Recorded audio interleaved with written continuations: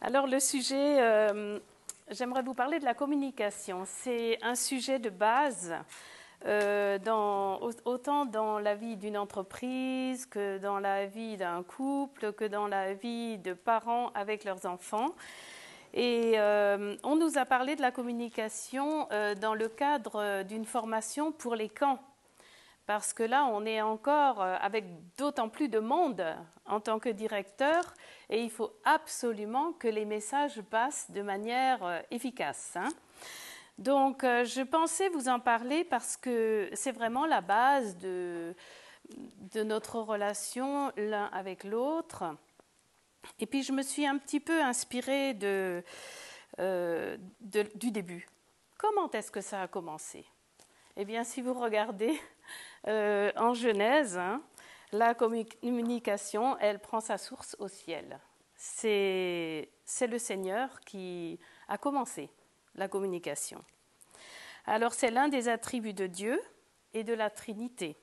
Lorsque Dieu a créé les cieux et la terre, il a dit à l'Esprit et aux autres créatures divines que la lumière soit. Le terme Dieu dit ou disant se trouve 11 fois dans le premier chapitre de la Genèse.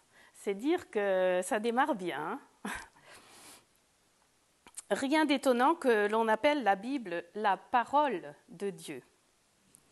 Dieu descendait dans le jardin pour parler avec Adam et Ève, encore un signe de recherche d'être en relation avec l'homme et la femme, les premiers êtres humains.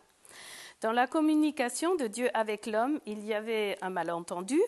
Lorsque Satan pose la question à Ève, qui avait été instruite par l'homme imparfaitement, ou alors c'est Ève qui avait mal interprété, elle dit de l'arbre, vous n'y toucherez pas. Vous avez certainement remarqué une différence là. Or Dieu n'en avait pas parlé comme ça, c'est après avoir péché qu'ils ont entendu la voix de Dieu. Là, ils se sont cachés. Ça ne devait pas être un murmure doux et tranquille. Lorsque Dieu les a fait sortir de leur cachette, Adam a dit à Dieu qu'il avait entendu sa voix dans le jardin et qu'il a eu peur. Un homme, ça n'a pas trop peur de quoi que ce soit, généralement, mais la voix de Dieu devait avoir une intensité, un volume, quelque chose qu'il n'avait pas entendu avant, et il se demandait, mais généralement on parle tranquillement ensemble, et là, waouh, il se passe un truc, quoi. Et ils se sont cachés. Alors, par cet épisode désastreux, nous voyons que Dieu communique en profondeur. Il va jusqu'au cœur du problème. Dans la création de l'homme, on lit qu'il a fait l'homme à son image. Par cette image, on peut voir que Dieu a placé en l'homme quelque chose qui cherche à communiquer et qu'il est capable de répondre au moyen de ce don. On a tous quelque chose à la naissance. On le voit chez les tout petits bébés, ils regardent et puis très vite, bon évidemment, il faut qu'ils puissent voir, ils suivent l'ombre, etc. tout au début, mais dès qu'ils voient plus nettement, eh bien l'enfant il cherche les yeux de l'autre. En fait, on communique beaucoup avec les yeux, mais il voit déjà qu'il y a quelqu'un là avec qui il pourrait avoir une relation. Lorsque Dieu parle du péché, c'est très clair, et notre conscience fait écho à ce qu'elle entend. Lorsque Dieu parle d'amour, il parle de son amour inconditionnel, entier, et qui donne sa vie pour le salut des pécheurs. La réponse de l'homme pour son besoin de pardon et son désir d'être agréable à Dieu est une preuve que l'homme possède en lui ce qui permet la communication avec Dieu. Je sais qu'il y a toute une branche de gens qui pensent que l'homme doit être régénéré, qu'il est mort de chez mort, etc. Mais on a tous quelque chose en nous qui tend vers l'éternité, quelque chose d'éternel. Lorsqu'on voit comment Dieu communique, on peut en tirer un enseignement très riche. Par exemple, quand il veut annoncer quelque chose à quelqu'un ou parler, il appelle la personne par son nom pour avoir toute son attention. Et ça, c'est quelque chose de très important. Adam, où es-tu ? C'est pas où es-tu Adam. Mais il attire son attention tout de suite en le nommant par son nom. Ainsi, lorsqu'on veut avoir l'attention de quelqu'un, d'une autre personne, il faut d'abord avoir son attention avant de parler du sujet et l'appeler, bien sûr, par son nom. Si on dit, on parle, est-ce que tu peux m'aider à bouger des chaises ou je ne sais quoi, ben, on est 30 dans la pièce, on ne sait pas qui va aider, personne ne se sent concerné. Mais si on dit précisément, on demande à des personnes par leur nom, eh bien, la personne, on aura son attention et on pourra entendre la consigne. Et bien sûr, on reporte ça sur notre famille, on reporte ça sur nos enfants. C'est très important d'avoir leur attention d'abord. Et puis ensuite, une fois qu'on a le regard de l'enfant, on aime bien leur dire « Regarde-moi, j'ai quelque chose à te dire ». Eh bien, on s'exprime clairement, on est sûr qu'il a compris, on verra ça par la suite. Et puis à ce moment-là, on peut attendre à ce qu'il fasse le travail. On ne peut pas s'attendre à ce que quelqu'un réponde à une consigne si l'instruction n'a pas été claire, si notre expression n'a pas été, si on n'a pas eu l'attention de la personne pour communiquer. Alors,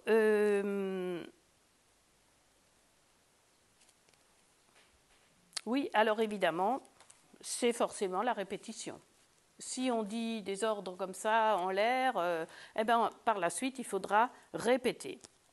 Alors, les mots, la voix et le corps sont tous des vecteurs d'information. Dans le cas des mots, il s'agit du langage verbal, je ne vous apprends rien. Dans le cas de la voix et du corps, c'est un langage non verbal, l'intonation de la voix. Plus précisément pour la voix elle-même, c'est le langage paraverbal et pour le corps lui-même, c'est le langage infraverbal. Moi, je ne suis pas docteur en linguistique ou en expression du corps ou en communication, vous le comprenez bien, mais ça nous permet de comprendre quand même que les mots ont leur part, mais qu'après, l'intonation a sa part. Les chiens, ils vous répondront que vous lui disiez « je t'aime très fort », il va partir se cacher parce que forcément, ça ne correspond pas aux mots. On l'a entendu hier. Et pareil pour les enfants, pour notre conjoint, etc. Et puis après, le corps, on verra à la fin, à un moment donné, il faudra apprendre peut-être à s'exprimer correctement pour faire passer les messages de manière efficace. Alors, comment elle fonctionne, cette communication ? Elle peut fonctionner comme une partie de tennis, ou une partie de billard. Certains restent plus loin, silencieux, pendant que l'autre s'exprime. La partie de billard, c'est... Et puis, en avant, on répond directement et ça passe très vite. Alors, les difficultés de la communication et de la perception. Vous savez tous que celui qui émet un message, c'est l'émetteur. Le contexte environnemental, c'est important. Tout à l'heure, Tim a parlé, mais on avait des nuisances de bruit de voiture. Donc, forcément, ça nous distrait, on veut voir ce que c'est comme voiture, enfin bon, bref, on est moins attentif. Alors, c'est pareil. Comme il a dit tout à l'heure aussi, quand on fait un travail et qu'on dit qu'on écoute l'enfant, on fait notre bruit à côté, ce n'est pas une communication très, très efficace parce qu'on n'a pas l'attention de la personne. On ne peut pas communiquer... Bien sûr, on le fait tous un petit peu par-ci, par-là, on envoie ce qu'on pense ici et là, mais la vraie communication, c'est vraiment de personne à personne, en écoutant l'autre. Vous avez déjà vu ces débats à la télé où les gens interfèrent dans les conversations des autres, mais c'est absolument désagréable. Ça relève du respect de l'autre, de le laisser parler jusqu'à la fin. Et je pense que c'est une leçon pour nous aussi, surtout dans notre couple. Voilà, une nuisance. Dans notre couple, on a besoin de ne pas avoir de perturbations autour de nous pour vraiment être attentif à ce que l'autre veut dire. Et vous savez, il y a toutes sortes de choses que l'on peut découvrir dans notre communication avec l'autre qui ne sont pas dites. Et souvent, les femmes, nous, on sait très bien nous y prendre pour manifester quelque chose, mais qu'on ne dit pas vraiment, et on laisse l'autre essayer de deviner ce qu'on aimerait ou ce qu'on n'aimerait peut-être pas, mais l'autre ne le comprend pas parce qu'on ne l'a pas dit en tant de mots. Et parfois, il faut revenir sur le sujet et puis vraiment s'exprimer honnêtement et dire, voilà, ce que j'aime pas chez toi ou ce que j'ai vérifié ou ce que je voulais te dire, etc. C'est très important. Parfois, on communique au moyen d'outils comme le téléphone, bien sûr, la vidéo, des instruments, instruments de musique, ça communique aussi un message. On loue le Seigneur au moyen d'instruments de musique aussi, et ça se fait par le corps, parfois le souffle, si c'est la flûte ou autre chose, mais c'est un moyen aussi de communiquer. Alors parfois, il peut y avoir un problème entre les trois, soit les mots, soit la parole, l'intonation, l'intensité, ou alors le corps, et puis alors là, on a un dialogue de sourds. Ah, j'ai pas compris du tout ce que tu voulais me dire, recommence. Alors, la communication verbale et non verbale. Alors, des études ont montré que la communication verbale, échappe totalement au contrôle de la conscience, de notre conscience. Ça, c'est quelque chose qui est interne et qui marche avec le Seigneur. J'ai beaucoup aimé ce que David Price, j'oublie maintenant la phrase, qu'il a nommée dans son étude dans un dernier ADV concernant la conscience. Il a mis la conscience en relation avec ce que Dieu a placé en nous pour avoir un point, pour entrer en communication avec lui. Parce que tous les hommes, dès la naissance, ont une conscience. Le tout petit bout de chou, quand on lui dit « tu ne touches pas là », il va s'avancer, puis vous regarde en même temps. Est-ce que ce n'est pas une conscience ? Il comprend le mal, il comprend le bien. Et donc, c'est capital. Et on pense qu'il y a cette expression « tourner 7 fois la langue dans la bouche avant de dire quelque chose ». On voit bien que parfois, ça nous échappe et le mal est fait. Si c'est une bonne chose, c'est bien. Mais souvent, quand c'est comme ça, c'est assez négatif. Alors, tenez-vous bien. Les phrases que nous prononçons, les mots que nous utilisons, ce qu'on appelle forcément le verbal, n'entrent que pour 7% environ dans la compréhension des messages que nous adressons les uns aux autres, les mots. Les 93% restants sont le fait du paraverbal, la tonalité. Si je vous tiens réveillé ce matin, je saurais que j'ai utilisé mon paraverbal.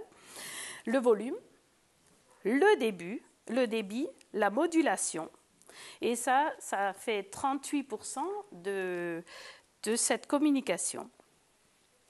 Après, la gestuelle, notre posture. Évidemment, j'aurais aimé m'asseoir en fait, parce que je n'ai pas du tout l'habitude de parler en public comme ça.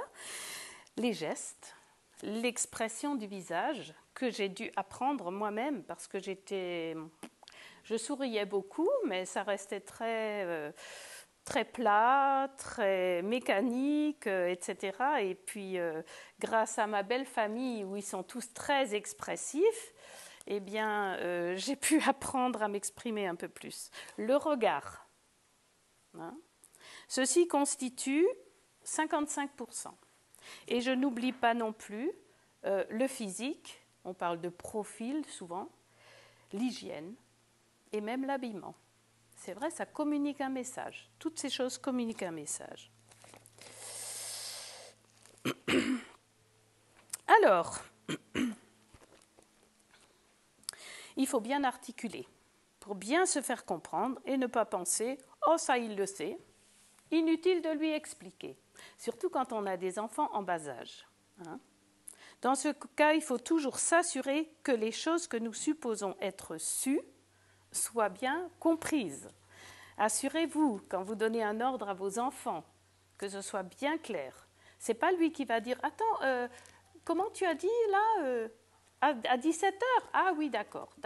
Parce que si on donne un ordre qui n'est pas compris, ou il y a des bribes qui s'échappent, vous verrez tout à l'heure combien on retient de ce qu'on entend, eh bien, forcément, on n'a pas de retour, le retour qu'on attend. Alors, ne pas montrer d'impatience lorsqu'il faut répéter les mêmes choses. Le Seigneur fait le même travail avec ses enfants. Et on a vu en Ésaïe, règle sur règle, et puis toutes ces choses, un peu ici, un peu là. Et ça, il faut que ça reste attaché, surtout à notre cœur de parents.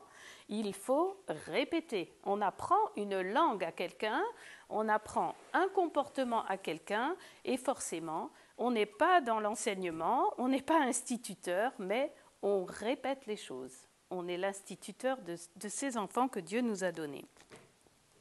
Alors, il y a 4 stades de profondeur dans la communication. Alors, le stade 1, je l'exprime pour les enfants parce que parfois on étudie un petit peu ça avec les enfants, avec un verre mesureur. Et puis, on a des cercles 1, 2, 3, 4. Et puis, le stade 1, il fait 2 cm de haut. Ça va? Salut? T'as bien dormi? Ouais. Et toi, ça va? Vous savez comment sont les jeunes? Salut Untel, tu vas bien? Et toi, ça va? Mais aussitôt du tac au tac, ils vous disent pas oui, ça va, ou non, ça ne va pas. Pims, et toi, ça va? Faites le test, vous verrez. On n'a rien dit, on n'a pas communiqué, sauf le basique, voilà, c'est pas très profond. Dans le stade 2, on va s'appliquer un peu plus. Tiens, il fait beau aujourd'hui, on va profiter, on va faire ci, on va faire ça. Et puis, on a un brin de communication un peu plus profond. Là, on est à 5 cm.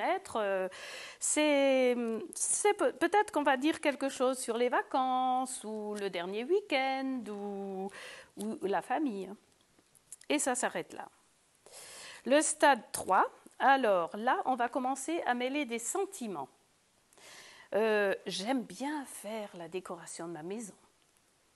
Je me sens bien parce que je suis avec toi. Quand je pars au boulot, j'ai un nœud à l'estomac. Là, on parle un peu de notre ressenti. Et là, c'est déjà une autre profondeur. Mais est-ce que vous avez déjà, quand vous lisez la Bible, vu Dieu parler comme ça? Est-ce que tu vas bien? Ce n'est pas la manière dont Dieu communique. Lui, il communique en profondeur. Il va passer par tous ces stades. Et le stade 4, c'est parler cœur à cœur. Et dans notre couple, dans notre mariage, on est censé parler cœur à cœur. Là, on va dire « Ah, il me tarde que tu rentres. J'ai des choses à te dire. » Hier, j'étais pas sympa avec toi, même avec nos frères et sœurs de l'Église. On peut parler cœur à cœur. On a notre conscience et surtout on a le Saint-Esprit qui parle à nos cœurs. On sait très très bien quand on a dit quelque chose qui aurait peut-être pu blesser le frère et là ou la sœur. Et là, c'est pas la peine de dire si je t'ai blessé. On peut vraiment dire j'ai ressenti ou j'ai eu le sentiment que j'ai fait quelque chose, que je t'ai dit quelque chose de pas agréable. Pardonne-moi. C'est tout simple. Mais plus vite on entre dans la profondeur, comme le Seigneur parle à notre cœur, plus vite on règle ces choses-là, plus on est heureux, plus on peut vivre. Moi, j'ai eu énormément de mal au cours de ma vie de me décider. Il y avait parfois des nuits blanches, je savais que je devais régler quelque chose et je n'en dormais pas. Et puis j'ai compris, bon, pas la peine de tourner autour du pot, je vais prendre mon courage, je suis quelqu'un de très très timide, ça ne vous dit rien aujourd'hui. Mais il n'y a que le Seigneur qui sait le miracle qu'il a fait en moi pour que j'arrive à vous parler comme ça. Mais il a fallu que je prenne la décision. Si je sens quelque chose, il faut que je revienne tout de suite. Et vous savez, on perd du temps à ressasser les choses. Surtout en tant que couple. Au début, on est un peu timide l'un avec l'autre, on ne veut pas lui faire de peine et tout ça. Mais malgré tout ça, il faut quand même entrer en relation et dire, écoute, voilà, je suis désolée, j'ai une mauvaise pensée à ton sujet, ou bien je t'ai mal parlé, pardonne-moi, est-ce que tu me pardonnes? Et puis le nuage est parti, le mur de séparation est parti, mais si on laisse ce mur s'épaissir et s'épaissir et s'épaissir, on n'aura plus le courage. Hein? Donc il vaut mieux, et plus vite on le fait, mieux on s'emporte. Et alors, on peut dire aussi dans nos conversations, j'ai partagé, j'ai lu le psaume 37, versets 3 à 5, et je me suis surprise à compter trop sur moi. Mais là, ça a été une bonne leçon. C'est vrai que la parole nous enseigne. Hein. Psaume, vous vous rappelez Psaume 37, je vous le lis parce qu'il est bon à entendre. « Recommande ton sort à l'Éternel, mets en lui ta confiance et il agira. » 37, c'est pas ça. 37. Ah oui. Bon, je ne sais plus pourquoi j'ai mis ce psaume-là. Oui, je veux recommander mon sort à l'Éternel et replacer ma confiance en lui. C'était plutôt ça. La parole de Dieu parle au cœur et c'est précisément ce que nous devons rechercher dans une conversation, même avec les enfants et les ados. Bien sûr, la conversation ultime, c'est celle qui touche le cœur à salut. Si on garde notre relation ouverte avec nos enfants, eh bien, à un moment donné, le Seigneur permettra que nous puissions toucher leur cœur. Alors, la communication, dans le dictionnaire, on trouvera transmettre quelque chose, être en rapport avec quelqu'un. Alors concrètement, c'est d'une part entrer en contact avec quelqu'un et d'autre part partager aussi quelque chose, un message avec quelqu'un. Donc on a vu qu'on communique avec des mots, à travers la voix, on articule, modulation, etc. et avec le corps, des déplacements. Parfois vous avez des pasteurs... dur de rester réveillé, hein, parce que leur voix reste au même niveau de modulation pendant tout le message. Et puis aussi, par les regards, on communique. J'avais fait un stage de direction de chorale aux États-Unis. Et puis après, on a fait le bilan de ce qu'on avait fait avec une chorale. On était revenu avec le professeur. Et ce qu'on m'avait dit à ce moment-là, c'était que mes gestes, on avait 60 personnes à diriger, hein, et puis que mes gestes restaient un peu petits par rapport à la grandeur de la chorale, mais que je communiquais tellement bien avec mes yeux que ça répondait quand même. Donc c'était très bien. Mais celui qui ne communique pas et a fait des gestes un peu petits, ça a du mal. Hein? Donc voilà, on communique. Après, on se fait tous une idée. C'est vrai qu'on parle de l'apparence de la personne et quand on voit quelqu'un, on se fait tous une idée, c'est instinctif, de quoi est fait cette personne. C'est drôle. On pourrait faire défiler différentes personnes et puis nous poser des questions. Qu'est-ce que tu as pensé de... sans parler. Donc il ne faut pas confondre l'observation. On voit des gens, ils sont en tenue de sport, très bien, peut-être ils partent faire du sport, peut-être. Et puis le jugement. Ah, je vois celui-là, un tatouage là, bon, etc. Et on juge. Hein. On tire des conclusions alors qu'on n'a même pas parlé avec la personne, on ne sait absolument pas ce qu'elle pense. Alors, il y a une grande nécessité. On ne peut pas transmettre un message 5 sur 5 parfait. Il y a toujours des pertes en chemin. Donc, il faut vraiment, vraiment s'appliquer. Alors, qu'est-ce qu'on peut apprendre? On peut apprendre à se déplacer judicieusement. Approcher l'enfant ou lui dire de venir vers vous, etc. Parfois, il faut s'asseoir, rapprocher une chaise, etc. Faire ce qu'il faut pour que la communication ait le maximum d'effet par rapport à l'autre. Adopter des postures convenables. Parfois, dans nos églises, malheureusement, il y a des gens qui sont mal habillés. Ça distrait notre pensée de Dieu. Et ça ne devrait pas. Il faudrait que lorsqu'on adore le Seigneur, qu'on ait quand même un accoutrement décent pour ne pas distraire les autres de louer le Seigneur. Il faut avoir des gestes appropriés, animer son visage et surtout les yeux, et là aussi de manière convenable. Vous savez comment certaines personnes arrivent à jouer des yeux, et vous savez très très bien que c'est pas sain. Donc attention à la manière dont on utilise nos sens. Utilisez tous les ressorts de notre voix possible et présentez de manière bien. Alors l'émetteur, lui, il va dire ce qu'il veut dire. Il peut donner un message complet, mais il a toute la volonté de dire ce qu'il veut dire. Et parfois, dans nos églises aussi, on a quelques soucis. Il y a des gens qui vous disent quelque chose, mais ils ne disent pas tout. Et puis après, notre imagination, elle part en vrille. Et parfois, on se dit « Ah, mais non, je ne peux pas te dire ça ». Vous savez, moi, personnellement, dans la communication avec les gens de l'Église, il a fallu que je demande au Seigneur de m'aider à oublier tous les secrets que tout le monde me confiait. D'abord, je te dis un secret là, tu ne le répètes pas. Et tout le monde veut dire des choses, mais surtout qu'on ne les répète pas.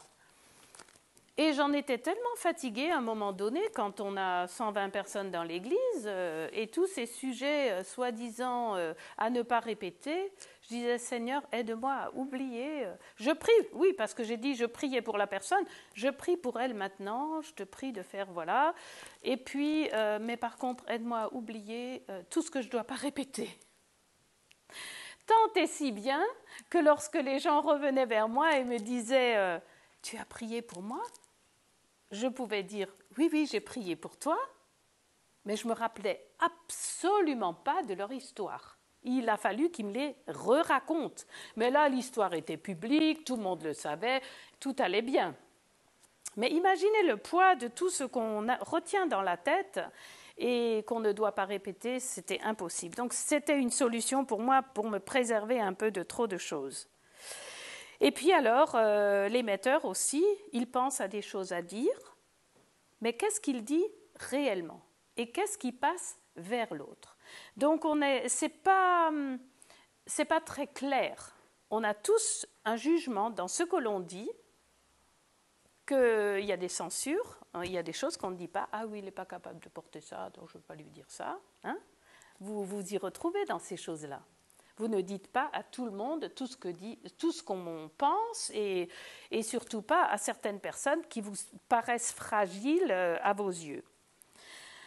Alors bien sûr, le support, c'est l'oreille. On l'entend.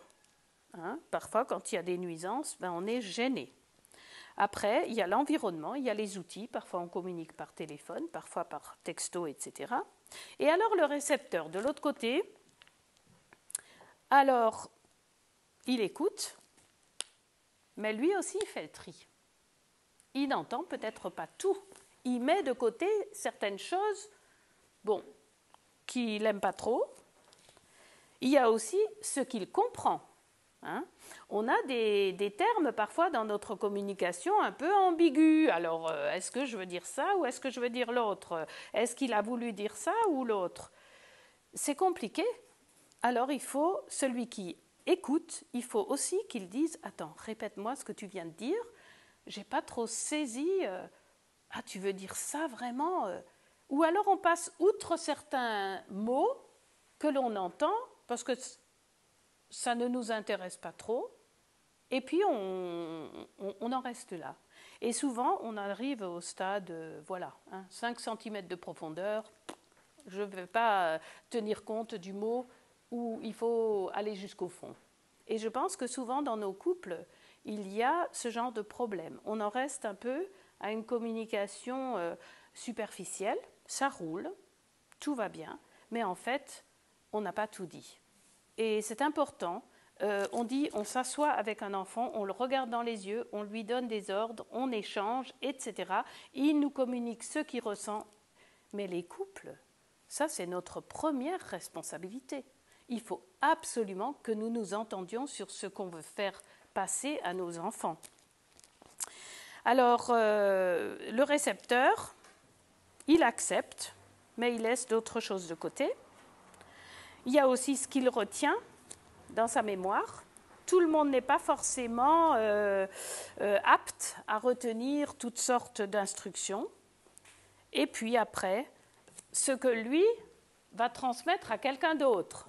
Si on nous demandait « Ah oui, alors on va te donner une phrase et tu vas la répéter à d'autres, hein, on appelle ça le jeu du téléphone arabe, mais il y a des choses qui ressortent, mais terribles à la fin. » Donc, voyez, il y a à peu près 90% de déperdition de nos communications, autant l'émetteur qu'au niveau du récepteur.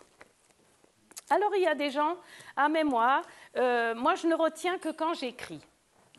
J'entends, oui, je vois, mais moi, il faut que je griffonne. Et c'est vrai, on les retrouve, les gens qui écrivent, hein, les visuels. Alors, eux, ils retiennent à 72%. Les audiovisuels, il y en a qu'il faut qu'ils écrivent, mais en plus, il faut qu'ils voient. Alors, il y a des gens comme ça parmi nous. Il y a les auditifs. Et puis, alors, après, il y a tout un groupe de personnes qui ont besoin de mettre la main à la pâte pour retenir. Donc, la mémoire visuelle est supérieure à la mémoire auditive. Si après 3 jours, on demande à quelqu'un « Qu'est-ce que tu as retenu de telle conférence ?» Eh bien, celui qui aura écrit, il sera plus efficace quand il redonne son résumé que celui qui n'aura qu'entendu. La mémoire visuelle et la mémoire auditive cumulées augmentent très sensiblement les informations, et en particulier sur les 3 jours qui viennent. La mémoire visuelle, auditive et manuelle ou kinétique augmente encore davantage ce qu'on retient. Alors en conclusion, qu'est-ce qu'on peut dire ? Nos enfants ne sont pas différents de nous. Il faut montrer, il faut faire toucher du doigt tout ce qu'on peut dire. Certains regardent, d'autres manipulent, mais tout ce qui est auditif et visuel, eh bien, il faut vraiment faire attention que tout soit pris en compte par rapport aux dons qui sont dans la personne. Vous aurez un enfant qui va être totalement visuel, il faut qu'il écrive, il faut qu'il se fasse son plan dans son truc et tout. Et puis il y en a un autre, on l'obligera à être visuel, comme ce jeune homme dont il m'a parlé ce matin. On voudra aller lui faire faire le bac, mais voilà, lui c'est quelqu'un qui a besoin de passer par le toucher. Là, il retient. Et donc, il est clair que dans ce topo-là, on ne touchera pas à la manipulation, parce que ça, c'est toute une autre branche de la parole, etc. Car on veut fonctionner dans le réel et dans la vérité. Donc, on n'est pas dans le mode de manipulation. Et nous, les parents, on est des communicateurs. Il faut retenir cela. Donc, il faut s'appliquer d'autant plus que ceux avec qui on communique sont nos plus précieux trésors. Que nos paroles soient empreintes de grâce. Et là, on va regarder Éphésiens 4. J'aimerais finir avec ça. C'est un verset qui nous rappelle tous ce que nous avons à faire. Éphésiens 4, 29. « Qu'il ne sorte de votre bouche aucune parole mauvaise, mais s'il y a lieu, quelques bonnes paroles qui servent à l'édification et communiquent une grâce à ceux qui l'entendent. » Et en même temps, pour terminer, le tout du tout, le principal responsable de la communication, c'est le communicateur. Alors, je voulais partager avec vous quelques petites... déjà, j'aimerais vous donner mon témoignage un petit peu, et un peu comme Rowena, voir un peu comment on s'est rencontrés. Moi, je viens d'une famille chrétienne, et tout a été toujours très carré chez nous, tous les dimanches à l'église, etc.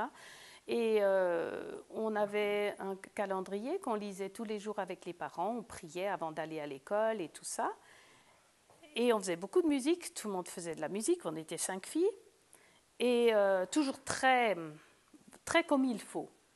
Mais avec tout ça, il n'y a qu'à l'âge de 16 ans que j'ai compris que j'étais perdue et que Dieu est intervenu dans ma vie, et vraiment c'était comme si je voyais le Seigneur sur la croix, et je savais que si je ne m'humiliais pas à ce moment-là pour recevoir le Seigneur dans mon cœur, c'était presque perdu.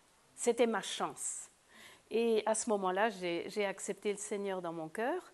Et grâce à mon témoignage, après, j'ai pu prier donc le même soir avec ma maman. Mes parents, c'était des gens très religieux, très, très sincères et tout, mais ils n'étaient pas capables de vous expliquer le plan du salut. Heureusement que dans mon église, on avait des gens comme Fernand Legrand, des grands évangélistes qui passaient de temps en temps. Et là, j'avais vraiment compris le salut. Et j'ai fait la démarche toute seule dans ma chambre. Donc après, je suis sortie, j'ai pu prier avec ma maman, elle était ravie. Et puis on a prié de tout notre cœur. Et figurez-vous que le lendemain matin, au petit déjeuner, elle me demande tiens, Elisabeth, tu pourrais raconter ce qui s'est passé hier soir. C'était la première fois que je donnais un témoignage de ce qui s'est passé dans mon cœur.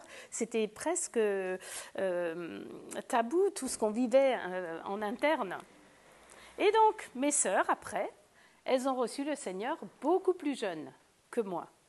C'était une bénédiction. Après, on est passé par différentes turbulences concernant le baptême, parce que forcément, j'ai été baptisée bébé, donc ça a été un peu difficile. Et puis, je suis devenue infirmière, et puis, dans mon service, évidemment, ça se passait très bien. Alors, ma petite sœur, malade d'asthme, a dû partir à la montagne, dans les Pyrénées, où l'air était pur. Et puis avec notre famille, on faisait tout en famille. On allait l'amener à la montagne, elle avait 6 ans. Et puis nous, bien sûr, dimanche, le culte, on va trouver une église. Et c'est là qu'on a rencontré les jeunes qui étaient à l'Institut avec M. Sommerville, à Perpignan. Et puis, comme elle devait aller à la montagne pendant 4 ans, on y allait tous les ans, là-bas, à cette église. C'était notre foyer d'été, on va dire. Et au moyen de tous ces jeunes qui étaient là, qui donnaient leur cœur au Seigneur, leur vie au Seigneur, il y avait plusieurs Américains dans l'eau, des Français, enfin, je suis rentrée. Et puis surtout une année, il y avait une dame qui m'a prise par la main, une dame de l'église, une membre de l'église, et qui m'a dit, les larmes dans les yeux, Elisabeth, quand tu rentres, tu pries pour ma famille parce qu'ils ne connaissent pas le Seigneur et tout ça. Et puis, pleurer pour des âmes perdues, pour la famille, mais moi, ça me paraissait quelque chose d'impensable. Jamais j'avais pleuré pour quelqu'un qui allait en enfer. Hein. Alors, ça m'avait vraiment troublée. Je suis rentrée. Et sincèrement, j'ai prié pour cette dame. Et au fur et à mesure qu'on allait dans le sud, qu'on parlait avec les missionnaires et tout ça, je me suis rendu compte que il y a plus que juste soigner des corps. Mais moi, je tenais à mon travail. Ah, c'était trop bien. Maintenant, je viens d'économiser un peu, d'avoir mon salaire, ma voiture, enfin bon, voilà. Et tout lâcher comme ça, vivre par la foi, oui, mais bon, ça, je ne sais pas trop le faire. Mais Dieu, au fur et à mesure du temps qui est passé, ça ne s'est pas passé en 5 minutes non plus, et eh bien, la dernière chose qui a vraiment été le coup de massue pour partir à l'Institut, c'était un soir, j'étais dans la pièce où il y avait une dizaine de bébés, et puis c'était comme si le Seigneur était venu dans la pièce, là, tout le monde dormait, on attendait la veilleuse de nuit et tout, et puis là, c'était comme si le Seigneur descendait. Toi, tu pars te former parce que quelqu'un d'autre peut faire ce que tu fais. Pour la première fois, je me suis dit, quelqu'un d'autre va s'occuper de ces petits choux. Mais c'est pas mal, mais bien sûr, mais quel orgueil. Là, je me suis rendu compte, je me suis dit, mais enfin, t'es pas indispensable. Et c'était vraiment mon appel. Et là, je me suis dit, bon, je me suis préparée, j'avais 1 an de plus à faire avec l'hôpital, et puis je suis partie. C'est comme ça que j'ai vraiment été appelée à servir le Seigneur à plein temps. Et puis quand je suis arrivée là-bas, eh bien, dans mon église, une autre chose, ça vous parlera peut-être, on avait une trentaine de jeunes. Et dans des groupes de jeunes, parfois il y a des petites fréquentations ici ou là. Et puis dans mon église, évidemment, on se connaissait depuis tout petit. Il y avait un jeune homme là qui demandait à une jeune fille « Je pense que Dieu veut que tu deviennes ma femme ». Et oh là là, alors bien sûr, elle a dit oui, et puis ils se sont fréquentés 3-4 mois, et puis ça a capoté, et ben voilà, tout le monde était triste et tout, et puis après, quelques semaines après, il demande à une autre fille, je crois que Dieu veut que je t'épouse.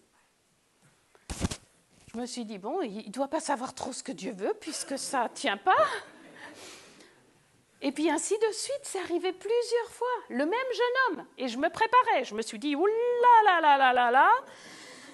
Heureusement, il était plus jeune que moi, mais bon, voilà.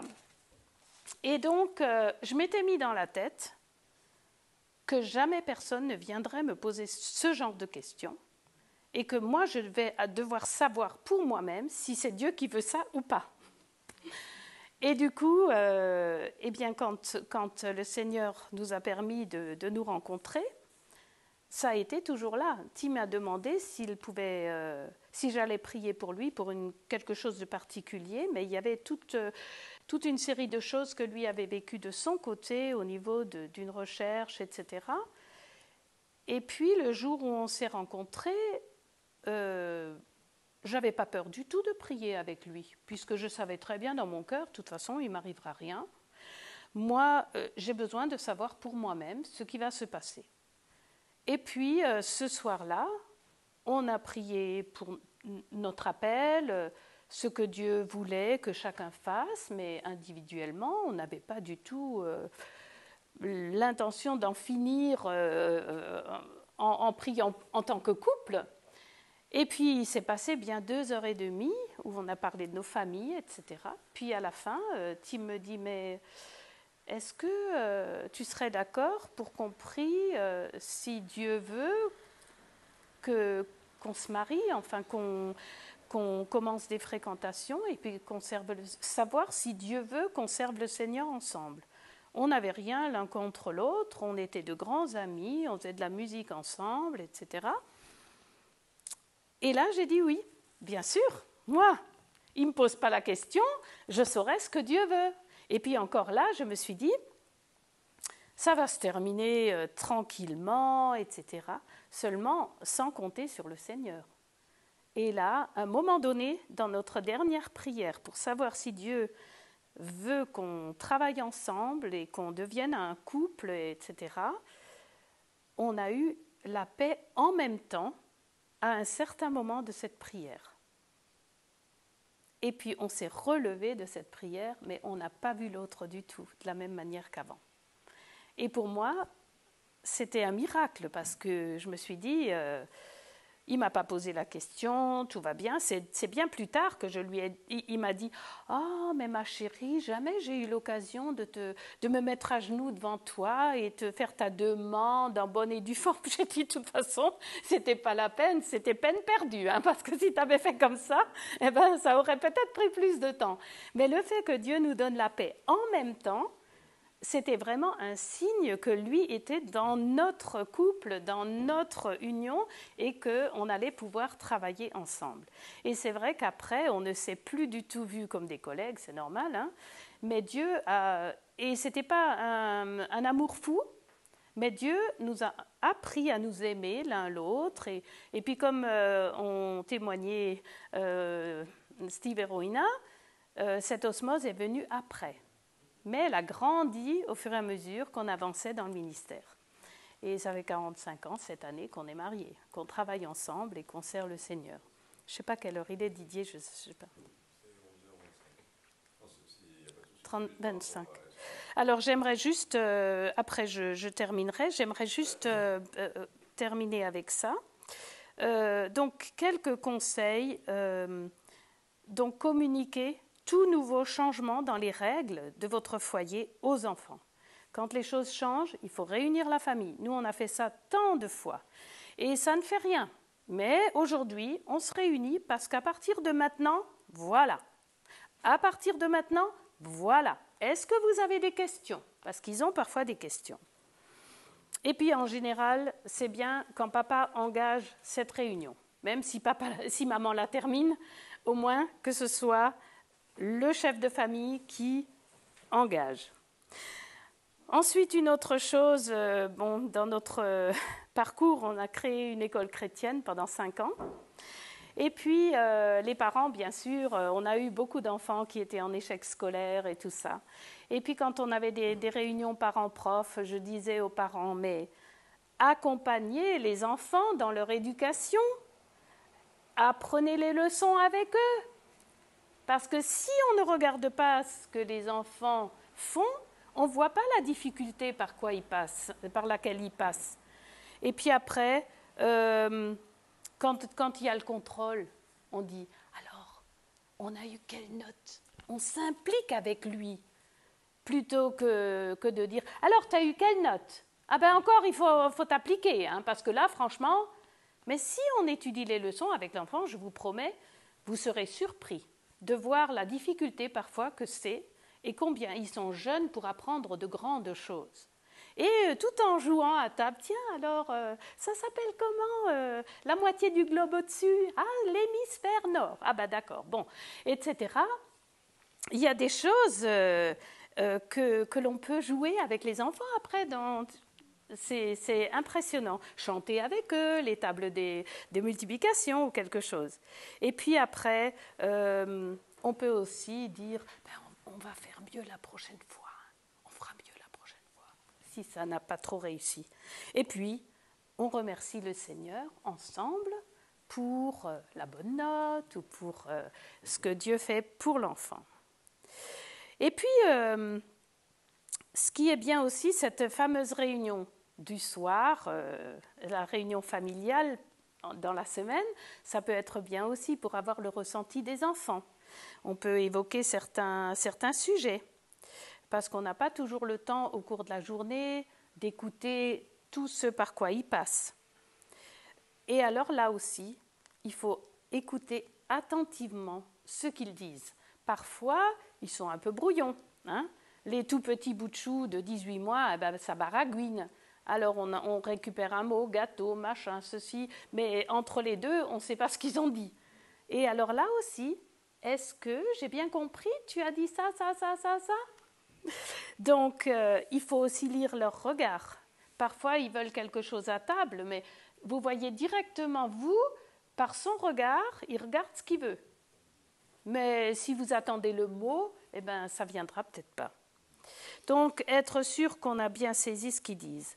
Parfois, au retour d'école, on a eu le cas récemment d'un témoignage d'un adulte qui nous a dit « Mais moi, je dis des choses à ma maman quand j'étais petit, des harcèlements à l'école, mais elle n'a jamais rien fait, elle n'a jamais rien compris. Et aujourd'hui, on a certaines conséquences parce que l'adulte n'a pas pris les devants quand l'enfant a parlé et n'a pas compris la gravité de ce qu'il était en train de vivre, ou bien des copains. Garder la relation ouverte quand ils sont plus grands, on a entendu ce matin, ils gardent le contact. Si on leur dit constamment « tu ne vois pas que je parle », hein, dans nos églises c'est courant, hein, on parle avec quelqu'un, le petit « est-ce que tu ne vois pas que je parle ?» Si on lui dit ça plusieurs fois, on le perd. Au lieu de dire « excusez-moi, qu'est-ce que tu veux, Junior ?» Et puis en 2 secondes, c'est fini. Et il a dit ce qu'il a voulu dire et il repart. Mais si on ne l'écoute pas, c'est peine perdue, c'est terrible. Alors, et aussi quand on doit le reprendre, ça c'est quelque chose de très important.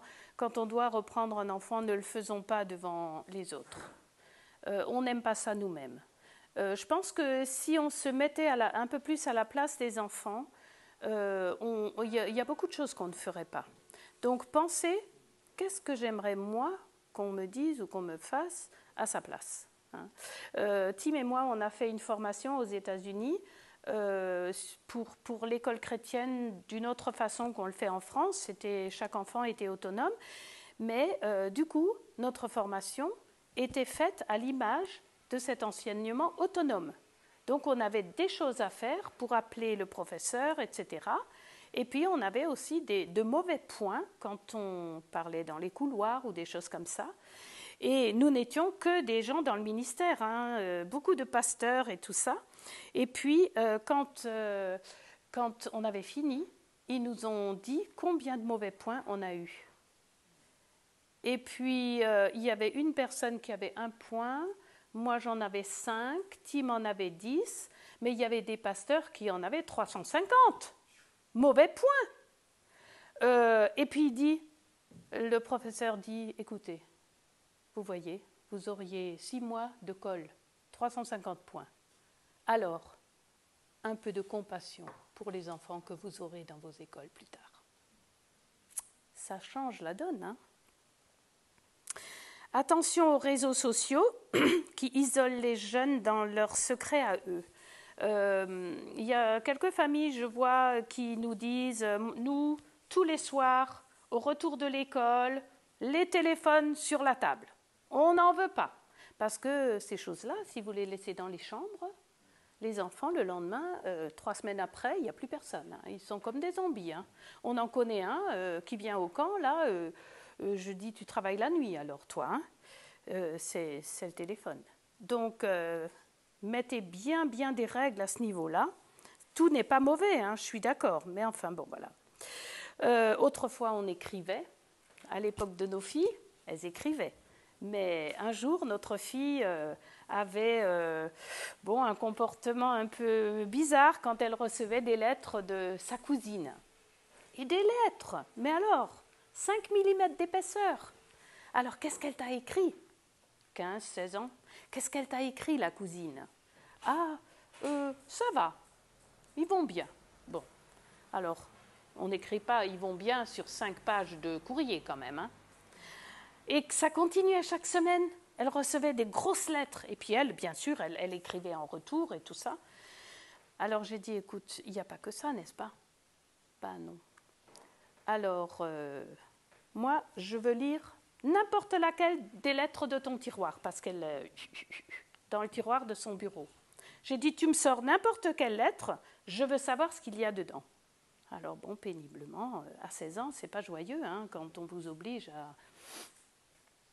Eh bien, j'ai vu, alors, tu sais, un tel, et je fréquente, et machin, et il y avait toute une litanie de contacts, de garçons, et puis de conseils, et puis de toutes sortes de choses. Et du coup, on s'est assis ensemble, avec papa aussi, et puis, alors, qu'est-ce que tu penses de tout ça? Est-ce que ça t'édifie? Est-ce que ça te fait du bien? Est-ce que, etc.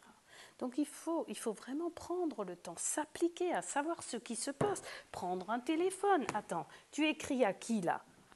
Vous savez, moi je l'ai mauvaise parfois, hein. Je suis très dure avec ce genre de choses. Mais c'est important de le faire. Ouais. Oui.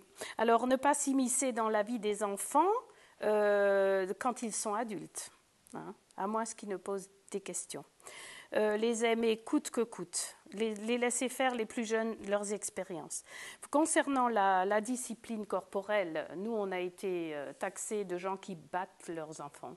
Un jour il y avait notre petite qui a fait ses simagrées à l'église, et puis il y avait un couple de jeunes garçons derrière, ados, avec leur mère, et puis la petite, je l'ai sortie, et puis on a fait ça dans les toilettes, et puis à un moment donné, la maman arrive, et elle ouvre la porte, et bien sûr, les cris ont surgi dans la salle de réunion et tout ça. Donc j'ai dit, rentre ou sors, mais ferme la porte. Donc elle est repartie. Et puis, le soir, après, elle a discuté avec ses enfants.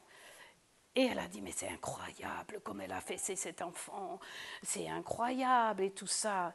Et le jeune garçon de 17 ans, il a dit, oui, mais t'as vu ce qu'elle a fait aussi pendant le culte? J'aurais fait pareil, hein. 17 ans, hein. Il a repris sa maman. Oh là là là là là là.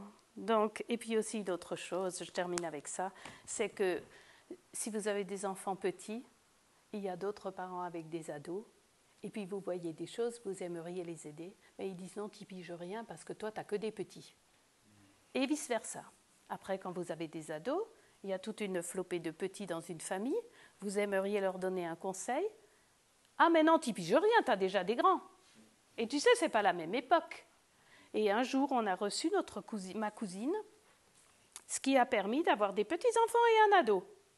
Du coup, ça a donné l'équilibre, parce qu'on a bien travaillé avec l'ado quand même, et puis on avait des enfants en bas âge, et ça a bien changé la donne à l'église, parce que du coup, la grande était au groupe de jeunes, et puis les petits, etc.